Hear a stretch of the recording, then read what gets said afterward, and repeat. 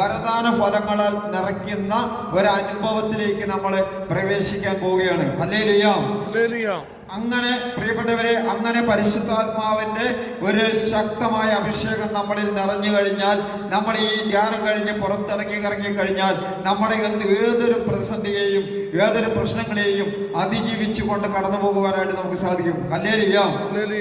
2, ഓരോ മനുഷ്യനിലുമുള്ള ആത്മീയ അനുഭവം നന്മയോ തിന്മയോ ചെയ്യാനുള്ള പ്രേരണയാണ് എന്നുള്ളതാണ്. അതായത് ഓരോ മനുഷ്യനിലുമുള്ള ആത്മീയ അനുഭവം നമുക്ക് ഓരോരുത്തരിലുമുള്ള ആത്മീയ അനുഭവം അത് നന്മയായിട്ടോ തിന്മയായിട്ടോ ചെയ്യാനുള്ള പ്രേരണയാണ് എന്നാണ് പറയുക. അതുകൊണ്ട് വചനം പറഞ്ഞ് പ്രലോഭനങ്ങളിൽ അകപ്പെടാതിരിക്കാൻ നിങ്ങൾ ഉണർന്നിരുന്ന് പ്രാർത്ഥിക്കുവിൻ. ആത്മാവ് സന്നദ്ധമെങ്കിലും ശരീരം ബലഹീനമാണ്.